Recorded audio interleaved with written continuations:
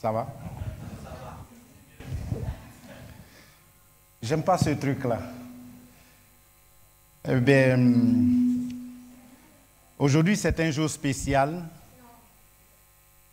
Et oui, c'est spécial parce que nous avons nos enfants avec nous.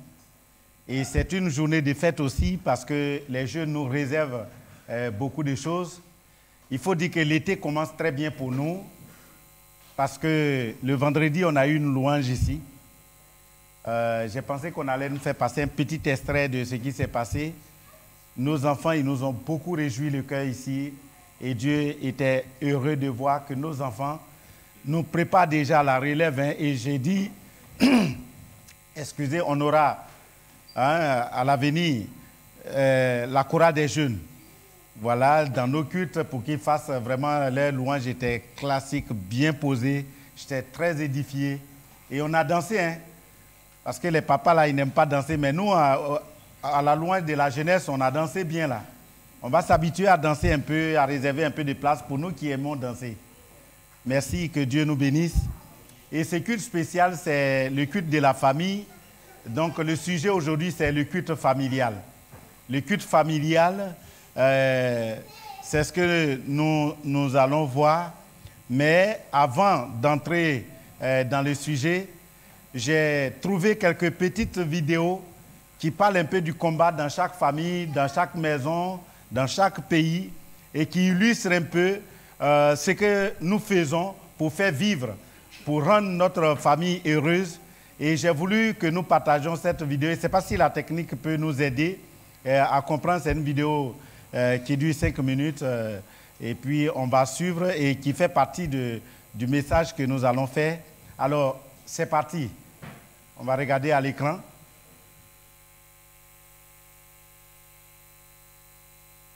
J'espère que ça va passer.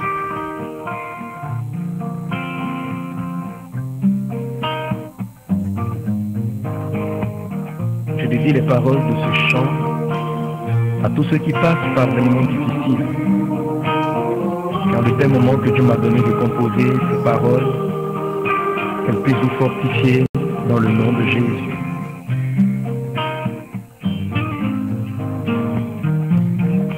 Le combat est long, la voie est difficile.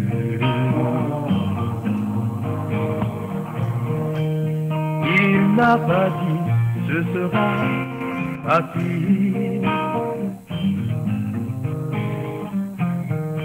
Il a parlé de moments difficiles, de temps d'épreuve, d'opposition, de temps où tout va mal, où on se sent dur.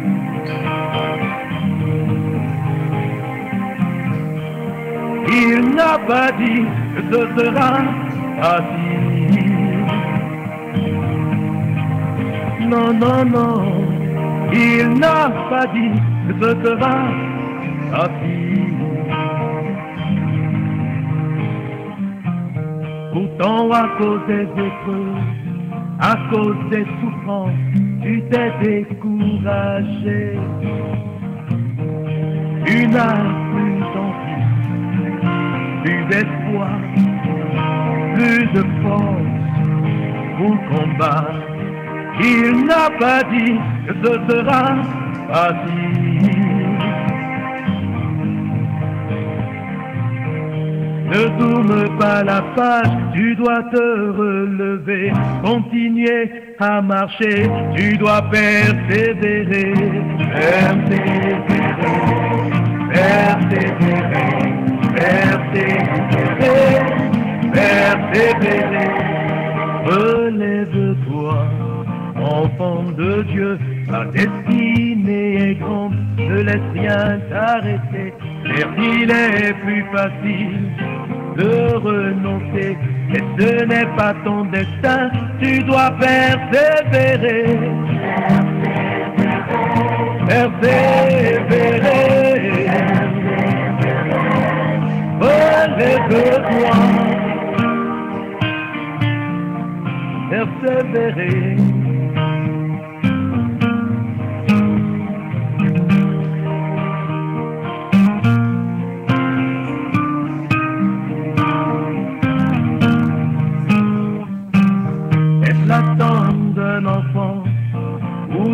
mariage, les défis financiers qui vont t'arrêter. Garde tes bonnes valeurs, ta détermination.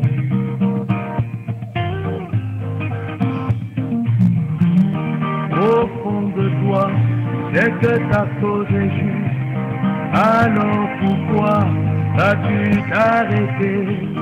Fortifie-toi, persévérer, persévérer, tu dois persévérer, persévérer, relève-toi.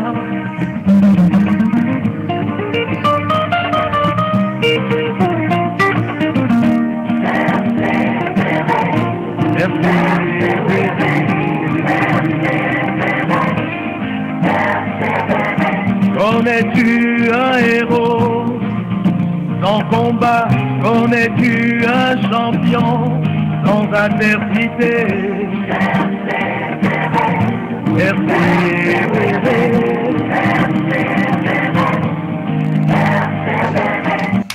Et voilà, Guillaume, approche. Regarde, j'ai fait les comptes, j'ai calculé ce que tu me dois depuis que tu es né. T'as 8 ans, c'est ça? Non, 10 ans aujourd'hui, papa. Ah bon, bon anniversaire. Alors, donc 10 ans, je multiplie par 10. Alors, si on compte la nourriture, les loisirs, les cadeaux éventuels, tout ce qui est entretien général, gaz, électricité, yaourt aux fruits, j'en arrive à 45 800 €. Bon, j'arrondis à 45 000, hein, je suis pas un monstre, on est d'accord? Comme tu veux, papa. Non, non, c'est pas comme je veux. C'est pas comme je veux. Les chiffres, c'est les chiffres, ok? Bon, alors, si on extrapole sur l'avenir, tu comptes rester à la maison jusqu'à quel âge? Je sais pas, papa, je t'en fie, je t'aime. Non, non, non, non, non, non, non, je t'en supplie, pas de ça, hein. Pas d'affect dans le business, ok? C'est suffisamment compliqué comme ça. Bon, alors, sachant que tu vas sans doute redoubler comme ta mère, disons que t'es le bienvenu à la maison jusqu'à 20 ans. On est d'accord? On est d'accord. Alors, 20 ans, donc je multiplie par 2. 45 000 par 2 nous font 90 000 €. Tu comptes me rembourser comment? Merci.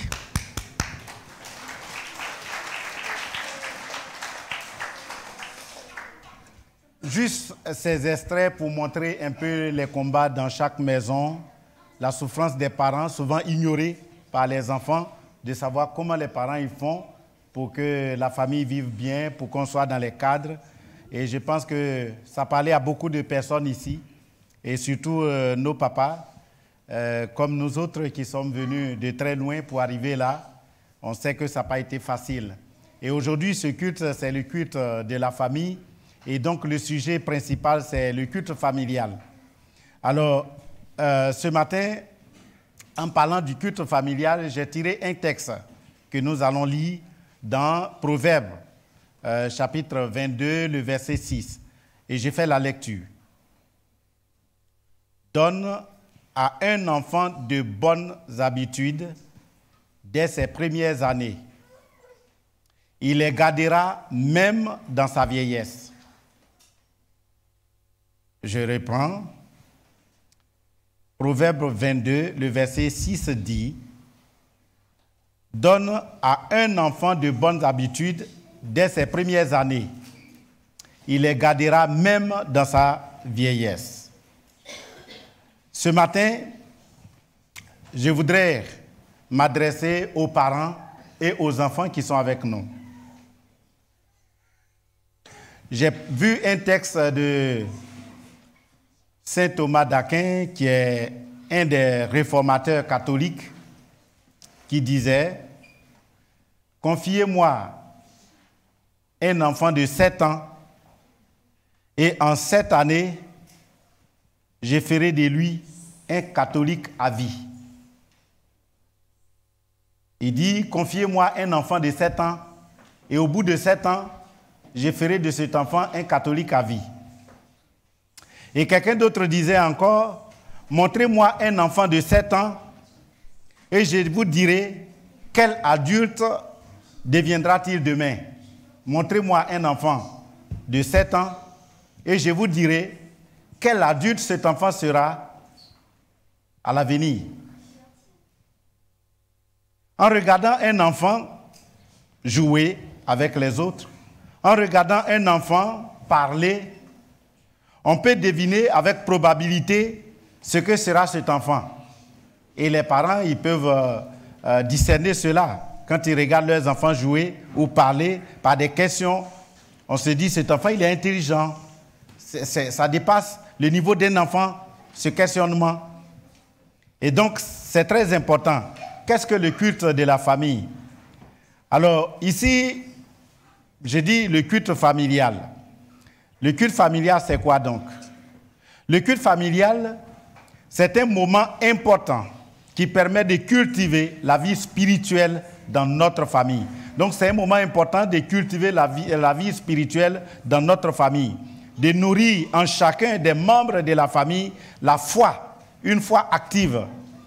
Hein? Au-delà des murs de l'Église, c'est un moment mis à part dans la famille pour aller devant la Bible, pour aller devant le Seigneur. C'est une institution qui est recommandée aux familles. Probablement que beaucoup de familles n'en font pas, n'ont jamais fait, mais c'est un moment important où la famille institue cette chose pour amener les enfants devant le Seigneur, pour prier ensemble. Mettre un temps à part dans la famille pour Dieu est très important. Le culte de famille permet d'approfondir notre relation avec nos enfants, notre relation avec nos parents. Et ça offre une nouvelle occasion aussi de prier avec eux et pour eux. Donc, si vous instituez ce moment que nous appelons culte familial dans vos maisons, c'est l'occasion de cultiver la relation entre vous et vos enfants. C'est aussi l'occasion d'écouter vos enfants, de prier aussi pour vos enfants et de prier ensemble avec la famille, de connaître les problèmes. Et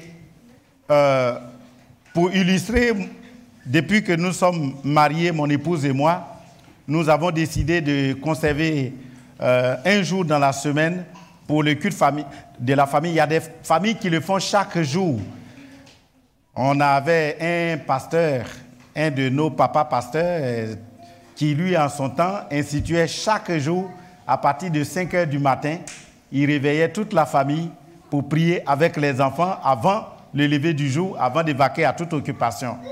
Et il a sa méthode, l'enfant qui est lourd à se lever, il prenait l'eau froide et il allait verser sur l'enfant dans le lit pour l'obliger à sortir. C'est un peu dur quand même.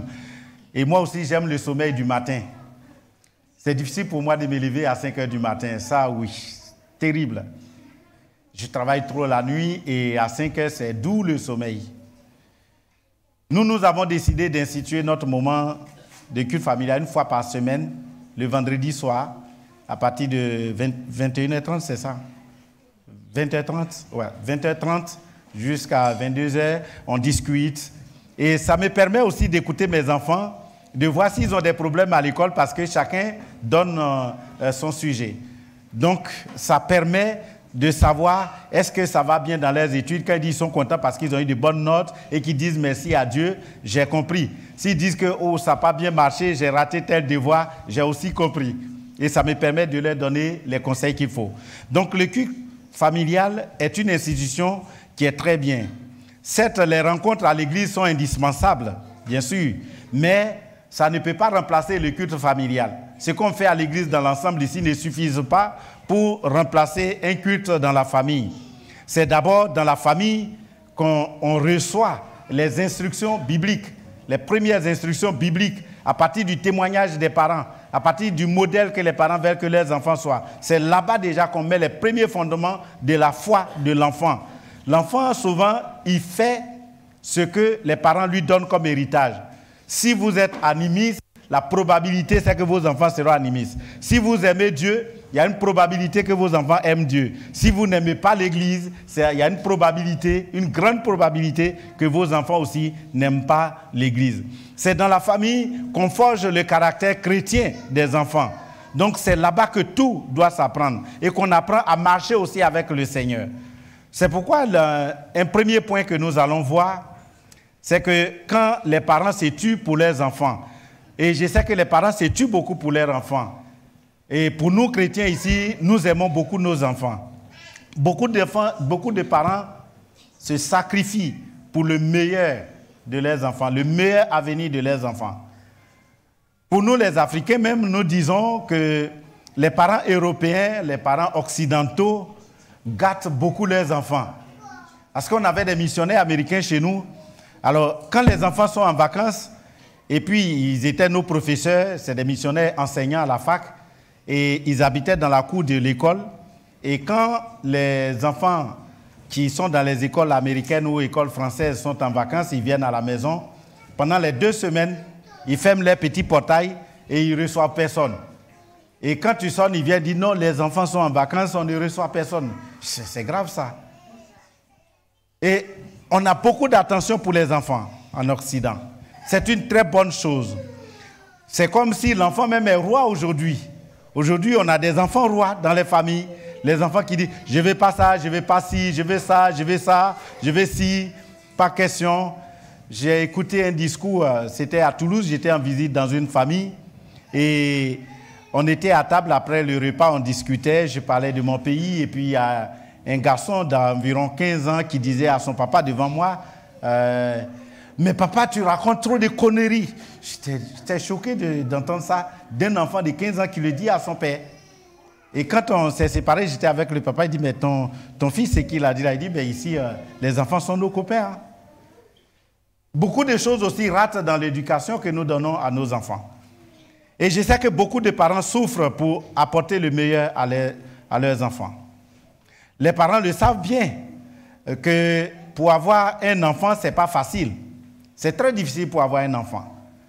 Pour éduquer aussi un enfant, c'est un gros fardeau. Ce n'est pas donné à tout le monde de savoir éduquer un enfant.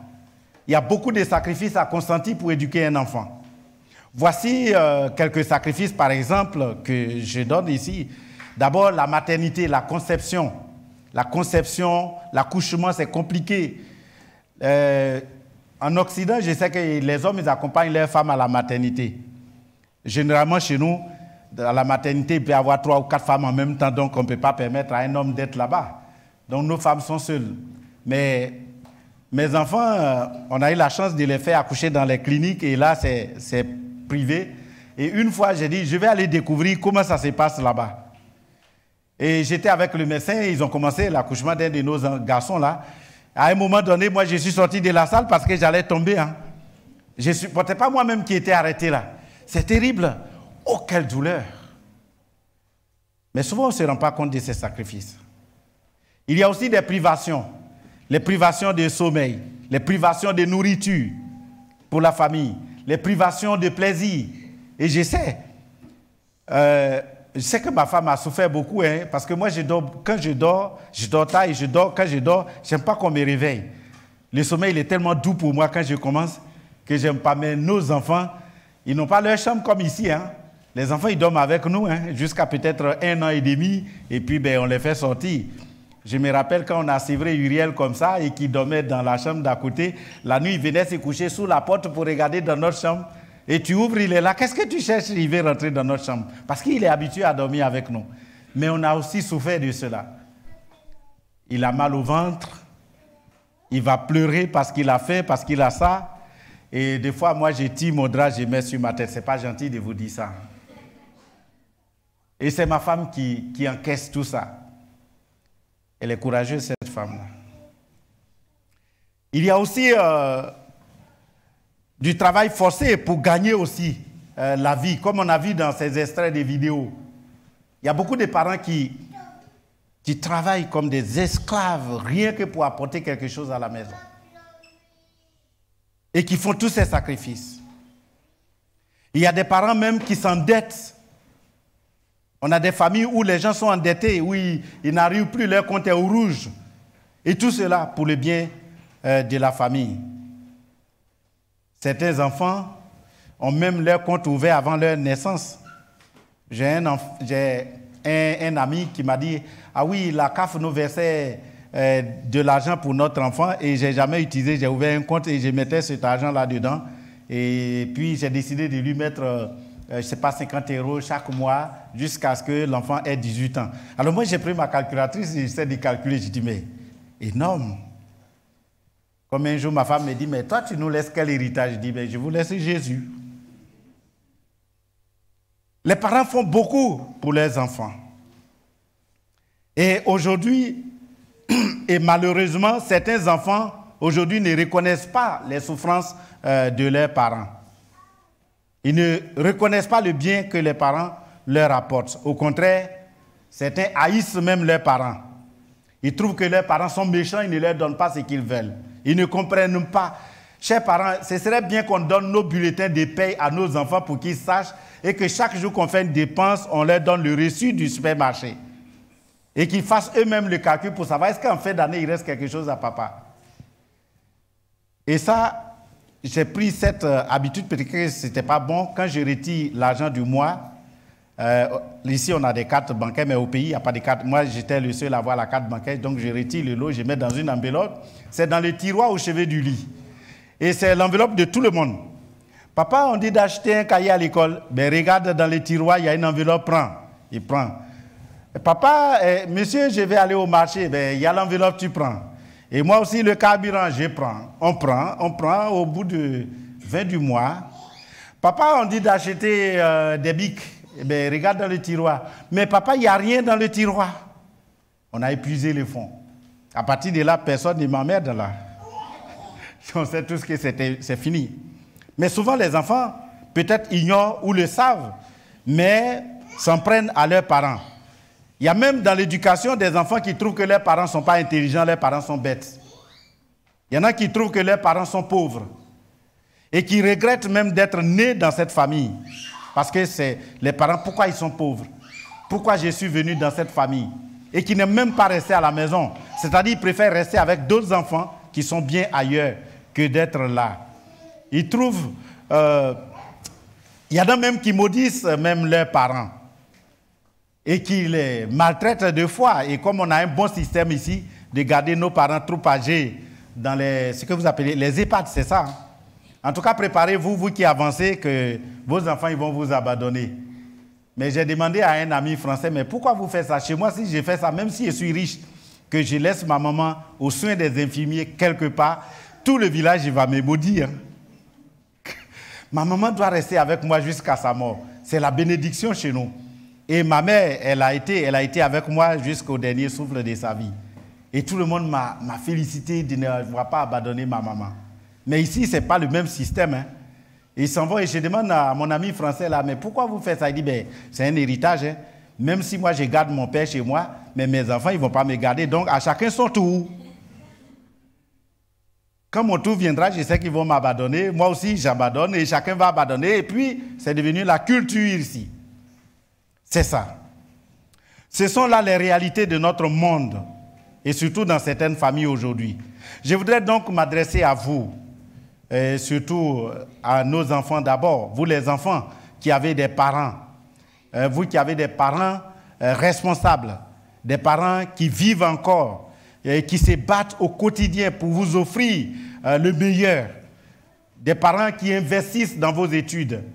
Vous qui avez des parents qui vous font asseoir pour vous donner des conseils, qui vous disent ça, c'est pas bon, il faut faire ça, il faut aller sur cette voie.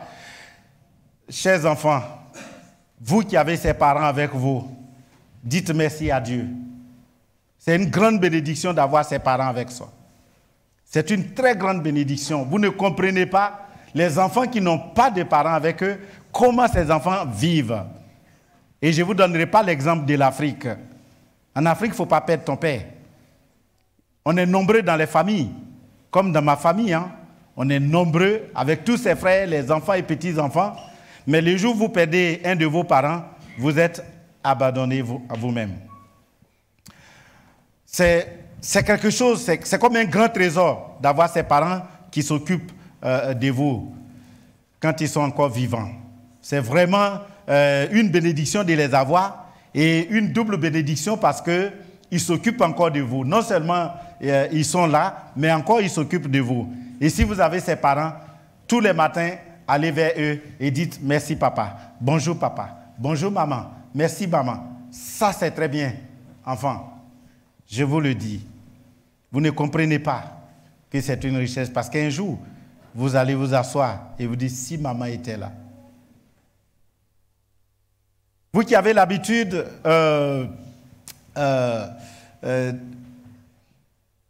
qui êtes dépassé 2 fois, tu es jeune et à ce moment, ton père, ta mère font tout pour que tu réussisses. Mais au lieu de profiter de cela, tu aimes jouer. Tu es enfant, tu aimes jouer. Et aujourd'hui, le mal, c'est que les écrans ont pris nos maisons. Quand il n'y avait pas d'écran, on avait une famille nombreuse quand même. Il y avait les servantes, les neveux, les cousins. Tout le monde était chez moi avec mes quelques 2 enfants en Côte d'Ivoire.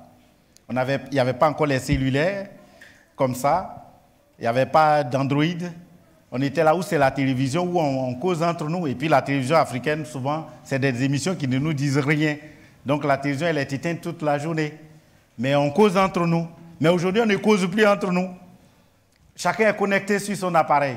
On est assis au salon, mais on est dans le monde ailleurs.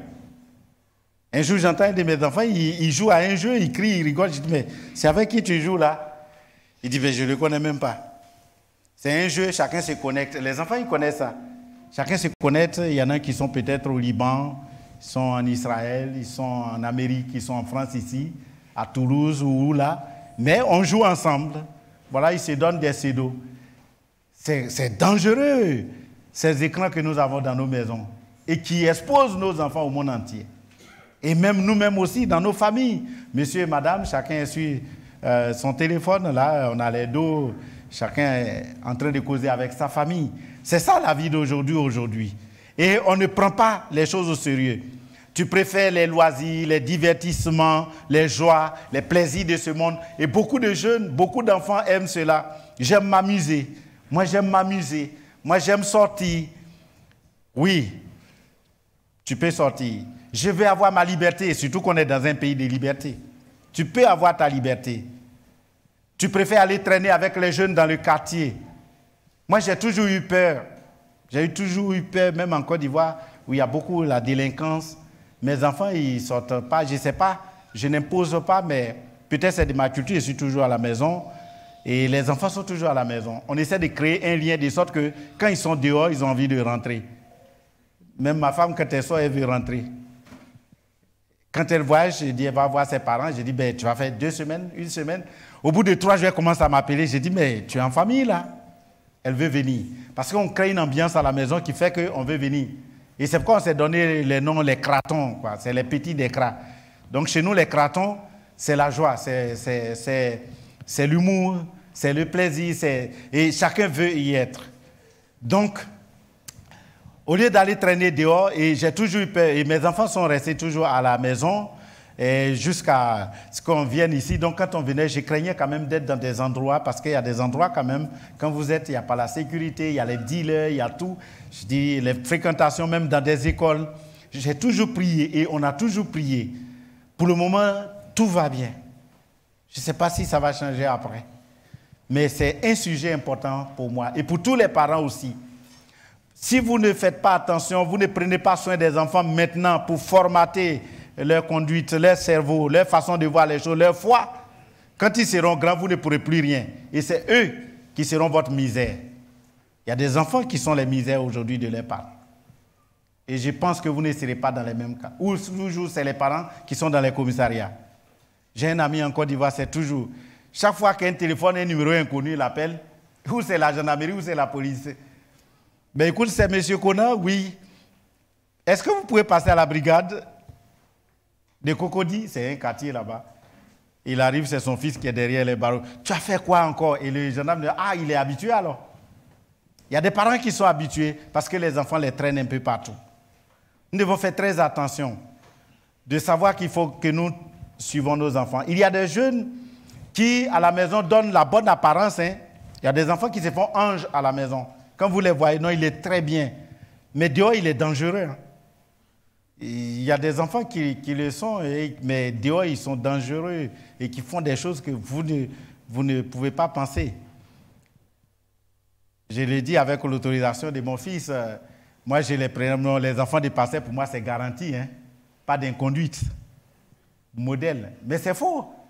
Mais un jour, quand mon fils, le Seigneur l'a touché, c'est lui qui vient, il me dit des choses, il dit, ah, tu faisais tout ça. Mais pourtant, moi, je pensais que tout était idéal.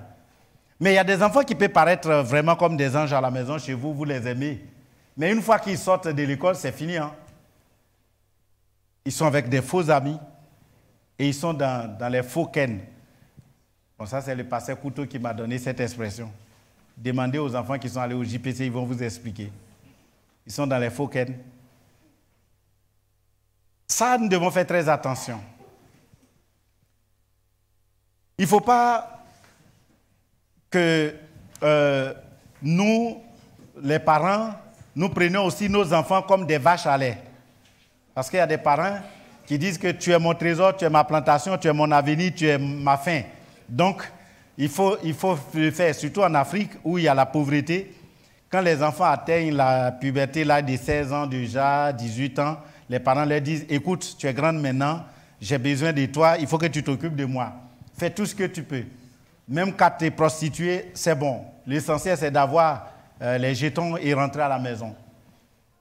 Non, ça ne doit pas être comme ça l'éducation. Nous ne suivons pas nos enfants pour qu'ils soient notre vache à lait, qu'ils soient ceux qui vont nous prendre en charge. Si nous avons raté notre vie au départ, si nous n'avons pas pris au sérieux, si nous n'avons pas travaillé, si nous avons été délinquants et que nous avons eu des enfants, ce n'est pas nos enfants qui vont devenir notre emploi demain. Nous devons travailler avec nos enfants, les gronder, les suivre pour qu'ils deviennent ce qu'ils doivent devenir pour eux-mêmes d'abord. Et il faut que les parents ils comprennent cela. Pour eux d'abord, pour la société et puis pour nous. Dans tous les cas, un enfant bien éduqué dans la vie, bien éduqué dans le Seigneur, est un enfant qui va réussir et qui va s'occuper de nous. Et vous les enfants, un beau jour, vous allez dire, je regrette aujourd'hui. Oui, quand papa me disait ça, je n'avais pas conscience. Oh, si papa était là, il allait me dire, oh, si maman était là, elle allait m'aider. Mais très souvent, quand on pose ces questions, c'est déjà trop tard. Alors, chers enfants, faites le maximum pour que vos parents soient fiers de vous. Faites le maximum pour que vos enfants soient fiers de vous, de l'éducation qu'ils vous ont donnée. Si vous pouvez même évoluer, accélérer votre évolution, trouver du bon travail, faire de bonnes études pour que le papa il soit fier de ce que son enfant est devenu, c'est bon. C'est ce que je souhaite pour mes enfants. J'ai dit, travaillez dur, hein, et puis soyez parmi les meilleurs, et puis je veux que vous réussissiez, même si vous ne me donnez rien, pour que je vois que le Seigneur vous a conduit. Le deuxième point, l'avant-dernier, c'est ne laissons pas le monde éduquer nos enfants. Et ne laissons pas le monde éduquer nos enfants. C'est au Père à qui Dieu a confié l'éducation des enfants dans la société, aux parents d'éduquer les enfants. Sachez que le diable n'est pas heureux de nous voir maintenir la cohésion et puis la communion dans la famille. Non, quand il y a la joie dans une famille, l'ennemi, le Satan, le diable n'est pas content. Quand il y a les divisions, c'est bon. Certains chrétiens laissent leurs enfants à la maison en venant à l'église. Tout à l'heure, j'ai vu un bébé qui a sursauté quand le micro crachait là. Ça, c'est bien. Je suis content, c'est une initiation déjà. Et je félicite ses parents parce que j'ai vu ailleurs des couples à qui ils ont dit non, on ne peut pas venir à l'église avant 2 ans. Il faut que l'enfant il soit bien avant qu'on ne vienne à l'église. Et souvent, même les enfants, ils sont bien comme ça, mais on les laisse à la maison et on vient nous-mêmes. On va les trouver, ils sont devant l'écran. Pendant que nous sommes là, ne sors pas, reste à la maison. Tu as tous les jeux, il y a des biscuits, il y a tout dans le frigo. Je viens. Ce n'est pas une bonne façon d'éduquer nos enfants. Nous devons venir avec nos enfants. Ne les laissez pas à la maison. D'autres disent, laissez l'enfant tranquille. Quand il sera grand, lui-même va choisir le chemin qu'il va suivre. Il va choisir la foi. Non, c'est à nous. La première église, d'abord, c'est ta maison. C'est à nous d'évangéliser nos enfants. C'est à nous de leur donner l'éducation à ce qu'en grandissant, ils trouvent logique, ils trouvent normal d'aller à l'église. Mais ce n'est pas au monde, ce n'est pas dehors qu'ils vont aller apprendre ça. Que laissez-vous comme héritage à vos enfants? Peut-être de l'argent, des objets vraiment, des familles, des objets chers, des bijoux ou des maisons, ou même des photos que vous aimez, que vous voulez garder, que vos enfants y gardent. Ça, c'est ce que nous voulons laisser à nos enfants. Mais ces choses sont matérielles. Ces choses ne sont que matérielles, des voitures, ce n'est que matériel, des maisons, c'est du matériel, des photos, des bijoux. Ce sont des choses matérielles. Qu'est-ce que vous transmettez? Je pense que pour un chef de famille, dans une famille chrétienne, la première des choses à transmettre aux enfants, c'est l'éducation chrétienne, la foi. Il faut d'abord que nous, parents, nous arrivions à transmettre la foi à nos enfants. Ça s'impose à nous. Nous sommes les premiers évangélistes de notre maison. Ne laissons pas nos enfants. Mettons la culture chrétienne dans leur esprit, dans leurs pensées, dans leurs actions. Et ils vont suivre logiquement. C'est eux qui vont nous remplacer. Parce que vous voyez aujourd'hui, moi je pense à l'avenir. Et je sais que beaucoup se sacrifient pour l'église ici. Quand je vois notre papa Noël Vang qui est toujours, j'ai dit c'est mon adjoint, c'est mon assistant qui est là, c'est le deuxième pasteur. Et qui est toujours en train de faire des programmes. Suffit, on va faire ça, on va là, on fait ça, et qui prend tout son temps. Mais ils sont beaucoup de parents comme ça, qui se préoccupent de la communauté, qui se préoccupent des choses de Dieu. Mais si demain, ces parents-là, cette génération-là part, est-ce qu'on peut compter sur la génération qui arrive? C'est pourquoi nous devons le faire. Et je félicite les jeunes, Lali et Abigail, qui motivent les jeunes. Et là, je suis toujours avec vous, je serai avec vous. On ne va pas laisser cette génération. Même s'il y a une première génération avant vous, dont les parents n'ont pas pu prendre les responsabilités, que ça a dévié pour beaucoup d'enfants de cette génération supérieure. Mais vous, la nouvelle génération, vous qui êtes avec nous, et vous, nos bébés là aussi, on ne vous laissera pas. On va vous mettre dans l'église, on va faire des activités, on va vous intéresser à l'église, on va vous pousser à avoir vos amis dans l'église, de sorte que l'église soit comme votre deuxième famille. Ça, c'est l'éducation que nous devons donner. Il y a des chrétiens qui disent, moi, je n'aime pas l'église. Les gens à l'église sont hypocrites, ils sont méchants, ils aiment critiquer, ils ne sont pas gentils, ils ne sont pas ceci. Mais quand il dit ça, je dis, mais et Jésus, il a fait quoi, lui? Il dit, non, Jésus, il n'a rien fait. Je dis, mais viens pour Jésus. On ne vient pas ici pour le pasteur. On ne vient pas ici pour Noël. Si c'est pour Noël, ben, on va déserter, parce qu'il n'est pas correct. Si c'est pour Sang non plus, je donne des noms comme ça, n'allez pas les accuser demain. Les gens ils disent, pasteur, tu veux me citer des noms, mais les mauvais exemples, là, quand ici, c'est pas bon. Mais oui, ne comptez pas sur ces personnes-là, ne comptez pas sur moi, ne comptez sur personne. Mais venez à cause de Jésus-Christ. C'est ça qu'il faut que nous fassions. Dans chaque famille, il y a des préférences. Aujourd'hui, le monde essaie de nous... Il y a des gens qui aiment le sport, il y a des familles de sport, où ils aiment beaucoup les chaînes de sport. Moi, je n'aime pas le sport. Et chez moi, c'est les documentaires sur la politique, sur les criminalités, sur l'environnement, sur la nature, tout ce qui est documentaire. Si vous arrivez chez moi, après, c'est les actualités, les informations, pour savoir ce qui se passe dans le monde. Mais même dans ces choses, quand vous aimez le sport, ou quand vous suivez que les informations, ou les documentaires et tout, la société aujourd'hui a trouvé un moyen de nous endoctriner, de nous montrer. Vous voyez un peu, aujourd'hui, il y a une couleur universelle là, l'arc-en-ciel. Mais ça a une signification. Avant, l'Église avait ça comme symbole, l'arc-en-ciel. D'avoir ces couleurs multicolores là, comme signe de Dieu, signe de l'alliance de Dieu avec l'humanité après le péché. Mais aujourd'hui, c'est devenu signe de quoi? Je ne vais pas dire. Vous le savez. Et c'est ce que le monde... Et quand vous regardez, suivez bien la télévision, vous verrez que cette couleur va passer. Même pour aller payer un petit éventail pour s'essouffler, vous allez voir qu'il y a ce signe là-dessus. Un parapluie, il y en a dessus. Un t-shirt, il y en a quelque part. Maintenant, quand vous regardez la télévision, même quand il y a la foule, regardez. La fois dernière, on manifestait pour quelque chose. On parle un peu du racisme, antisémitisme. Et puis je vois le drapeau à Kansas, je dis, mais eux, ils viennent faire quoi? Ça a quoi à voir? Mais ils sont partout, et on nous dit d'accepter tout ça. Le monde est en train de nous contraindre à quelque chose. Il cherche à nous endoctriner. Le monde cherche à déconstruire le christianisme, à déconstruire la Bible. Mais il nous revient, nous, de reconstruire la Bible et de déconstruire le monde. Est-ce que vous me suivez?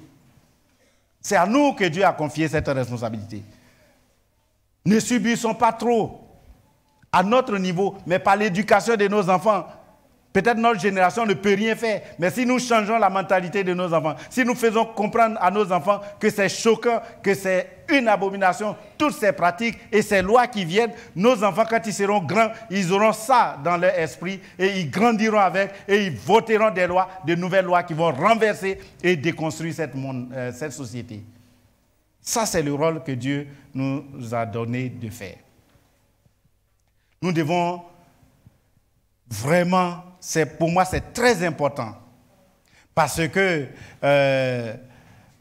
la Bible dit, donne à l'enfant de bonnes attitudes dès ses premières années. Et il gardera cela pendant toute sa vieillesse. Donnons de bonnes attitudes. Et dans la version Semeur, pour ceux qui l'ont, il dit, apprends à l'enfant. Donner ou apprendre à l'enfant. Et on sait que apprendre veut dire quoi? Initier l'enfant. Donc la question est d'initier l'enfant dans la connaissance de Dieu, dans la pratique de la foi, dans les responsabilités de l'Église. Moi, je veux que nos enfants aient des responsabilités. Même pour prêcher. S'il y a un enfant qui sait enseigner, on doit les encourager à prêcher. Même pour diriger les cultes, s'il y a des enfants qui peuvent le faire, on doit les encourager à le faire. Même pour chanter, on doit les encourager à le faire. Même pour diriger les autres jeux, on doit les encourager à le faire. Encourageons nos enfants aux responsabilités au niveau de l'Église. Nous devons les former. Le troisième et mon dernier élément, qui est le troisième point, c'est la valeur du culte familial. Alors, la valeur du culte familial, c'est une bénédiction. Le culte familial est une bénédiction dans chaque maison. Parce que dans ce culte-là, on apprend beaucoup de choses. Par exemple, l'adoration. L'adoration parce que nous devons adorer Dieu. Nous avons été créés par Dieu par rapport à ce qu'on apprend à nos enfants. Vous savez que la société enseigne trop de choses à nos enfants. On dit que Dieu n'a pas créé. On est parti des microbes, je ne sais pas, atomes, électrons, je ne sais pas, toutes ces choses qui ont évolué jusqu'à devenir des plantes vivantes, après des reptiles. On vient jusqu'aux dinosaures, pas des dinosaures, des millions d'années. Après maintenant, des singes. Et que nous, nos grands-pères, ce sont les singes. Moi, mon grand-père n'est pas un singe. Mes aïeux ne sont pas des animaux, moi. Je ne suis pas de cette génération de l'évolution-là. Moi, je suis parti d'un être humain jusqu'à aujourd'hui. Et nous devons, c'est à la maison qu'on peut le faire. Parce que l'école va leur dire que c'est comme ça que le monde a été. Ils sont en train de déconstruire la Bible. Et nous sommes là et nous encourageons cela. Nous devons déconstruire le monde en enseignant à nos enfants que l'homme a été créé par Dieu. Aucun homme n'est venu des animaux. Et aujourd'hui même, cette science de l'évolutionnisme-là est en train d'être remise en cause par plusieurs scientifiques. Donc ne nous fions pas à ce que le monde nous a donné depuis l'Antiquité. À nous de le faire. Nous devons adorer ce Dieu-là qui nous a créés. C'est pourquoi dans le culte familiaux, nous encourageons des petits chants. Si un enfant a un cœur, il chante. Et je sais que ma fille Évangéline, à 3 ans, elle avait un chant, j'ai oublié, comme je ne sais pas chanter. Madame, tu peux dire c'est quel chant? Évangéline aimait chanter un chant. C'est pas si c'est... Oui, cadeau, quelque chose comme ça. On dit, bon, qui va chanter quelque chose? Évangéline, elle va chanter ça. Donc, quand elle prend la parole, c'est que c'est son chant. C'est la seule chose qu'elle pouvait faire à cet âge-là. Et ça m'encourage beaucoup. Mais avant-hier, je l'ai vu chanter dans le groupe de louanges. Là, je dis, waouh, c'est qu'on a sémé quand elle avait 3 ans. Elle est en train de reproduire ça aujourd'hui. Elle a bien chanté ici. Et je veux que nos enfants soient dedans. Et ça, moi, je vais me battre au niveau du conseil. Cette chorale jeune-là va exister ici. Pour que nos jeunes montrent aussi leur talent et préparent déjà la succession. Il y a aussi la connaissance de la parole. Oui, dans le culte familial, chez nous, tout le monde est prédicateur. Même Junior, il prêche. Des fois, il dit des choses, je dis, mais ah oui. Et j'ai mon petit bloc-notes, je prends parce que je vais utiliser moi aussi pour prêcher ici. Ah, il me révèle des choses auxquelles je n'ai jamais pensé. Donnons l'occasion à nos enfants de dire, qu'est-ce que tu veux nous dire aujourd'hui? Lis un passage que tu aimes, prépare et puis dis-nous. Des fois, quand ils le font, ça ne dure pas. Et quand mes enfants, ils font la méditation, peut-être c'est 3 minutes, ils ont fini. Donc, des fois, je mets des compléments dessus pour terminer. Mais laissons nos enfants à la découverte de la parole de Dieu. C'est l'occasion où ils peuvent nous poser des questions de compréhension. Et le psaume dit, le psalmiste disait ailleurs, « J'essaie ta parole dans mon cœur afin de ne pas pécher contre toi. » Et ça, c'est très important, que nos enfants aient cette parole pour ne pas pécher contre Dieu. S'il n'y a pas la parole dans leur cœur, quand ils vont grandir, ils vont pécher contre Dieu. Il y a aussi la vie des prières. Donnez l'occasion à vos enfants d'exprimer, comme je l'ai dit à l'introduction, que l'enfant dise est-ce qu'il a des problèmes et de prier et aussi lui apprendre à prier. Il y a des enfants qui ne savent pas prier. Mais il faut leur apprendre à prier déjà à la maison. Ils peuvent dire 2 paroles, c'est bon. Mes enfants, ils commencent toujours, Seigneur, tu nous as gardés, tu nous as protégés. Je dis, mais les 2 mots-là ne sont pas synonymes. Mais c'est bon. Le Seigneur nous a gardés, il nous a protégés. C'est la même chose, mais c'est bon. Ils ont répété ça plusieurs fois. Ça, c'est leur prière. Ça. Merci Seigneur, tu nous as gardés, tu nous as protégés. Amen. Mais aujourd'hui, ils font beaucoup de phrases. Apprenons à nos enfants à parler à Dieu, à prier. Et aussi à prier pour eux parce que c'est l'occasion où nous, parents, nous pouvons prier et les enfants vont comprendre dans nos prières que nos parents se soucient de nous et s'occupent de nous. Il y a aussi l'éducation des enfants. Nous savons que l'enfant est en croissance physique, morale, psychologique, intellectuelle et même spirituelle. C'est à nous de lui enseigner dans cette croissance-là la spiritualité. Nous devons les accompagner. Et puis aussi, dans le culte familial, une des valeurs, c'est l'unité dans la famille. Ça permet de consolider, ça permet d'être solidaire. Et nous, c'est ça. Quand on est ensemble et qu'il y a un qui soulève un problème, c'est pourquoi un jour, il aurait dit, quand il dit, mais j'ai un ami qui est déprimé, et c'est parce qu'elle va vivre seule, et il lui a dit, mais viens chez nous à la maison, personne ne déprime chez nous. Non, pas de dépression, tu ne peux même pas déprimer. Parce que tu as quelqu'un pour te soutenir ou pour te faire oublier, pour te faire rigoler. Mais c'est ça, il faut que nous cultivons ça, l'unité, de nous soutenir aussi. Et quand un de nous a un problème, il trouve un coach parmi nous qui va l'aider à surmonter. Ne laissons pas nos enfants seuls. Consolidons notre unité. Et puis, ça permet aussi de savoir que l'autre traverse des problèmes. Le culte familial permet d'être solidaire et de cimenter le lien entre nous. Le lien dans la famille, comme le corps, les différents organes du corps sont soudés, le culte familial permet de le faire. Merci de m'avoir écouté et je voudrais terminer sur cette conclusion-là en disant bon courage. Bon courage à vous les parents pour tous ces efforts que vous faites pour le bien de votre famille. Courage aussi aux enfants de tenir bon parce que nous sommes toujours là. Ici, il n'y a pas de fouet. Mais dans l'Antiquité en Afrique, et je sais qu'en Asie aussi, il y avait le fouet. Noël, c'est ça, non? Quand vous étiez au Laos ou au Vietnam. Non, mais tu ne fais pas, c'est la chicotte. Mais aujourd'hui, il n'y a pas la chicotte, mais il y a la bouche. Et chez moi, c'est la bouche qui parle. Une fois que tu as fait quelque chose, je t'ai fait asseoir dans ma chambre, sur le lit. On va passer 1 heure de temps. Je vais te sermonner jusqu'à ce que tes larmes tombent. Ah non, c'est une chicotte plus dure. C'est quand tu as des traces sur toi que tu vas aller dire à la police qui m'a violenté. Mais c'est les paroles qui rentrent là et ça touche le cerveau. Nous devons le faire. Et enfants, prenez courage. Souffrez que vos parents crient sur vous. Que vos parents vous éduquent. Qui vous donnent des conseils. Qui vous disent faites ça, ne faites pas ça. Allez là, n'allez pas là. Acceptez cela. C'est pour votre bien, chers enfants. C'est pour votre bien. C'est pour que demain vous soyez quelqu'un pour vous-même. C'est sur ces conseils que je voudrais nous laisser ce matin. Que Dieu nous bénisse. Amen. Alors, on va se tenir debout. Il n'y a pas de chant. On finit là. On va se tenir debout et c'est la fin du culte. Parce qu'il y a beaucoup de choses qui nous attendent dehors. Il y a les repas à 10 €, c'est ça, pour nous les adultes. Moi, je suis enfant ou je suis adulte? Le pasteur, il est partout. Je suis avec les enfants, je suis avec les grands, donc j'ai choisi où ça m'arrange. Je crois que c'est combien? 5 € pour les enfants? 6 € pour les enfants et 10 € pour nous les grands. Donc, en fait, cet argent, nos enfants veulent s'amuser, c'est les vacances, ils veulent faire les kermesses, ça va les permettre. Et aussi, il y a d'autres activités qu'ils veulent faire. Cet argent peut leur permettre de participer à ces activités.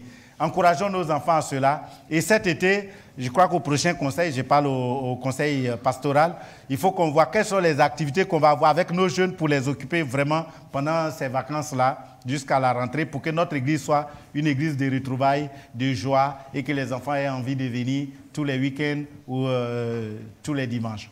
Donc nous allons prier le Seigneur. Prions. Merci Seigneur pour le culte de ce matin. Il y a eu beaucoup de choses, mais c'est nécessaire, Seigneur. Merci Seigneur pour la prestation de nos enfants. Nous avons été très touchés, moi personnellement, que nos enfants ont cette ouverture d'esprit, de connaissance et dotés de ces talents de chanter, de lire, de prier. Merci Seigneur. Et même de jouer des instruments. Nous voudrions Seigneur que tu les bénisses et que ces enfants soient les disciples de demain pour toi. Donne à nous aussi, parents Seigneur, la force et le courage de continuer à leur donner cette éducation pour qu'ils soient des hommes de demain. Bénis notre Église, bénis tous les chefs de famille, bénis tous les papas, bénis toutes les mamans pour l'effort consenti à l'endroit de leurs enfants. Et que la gloire de tout cela soit à toi seul. Au nom de ton Fils Jésus. Amen. Bon dimanche et bonne fête.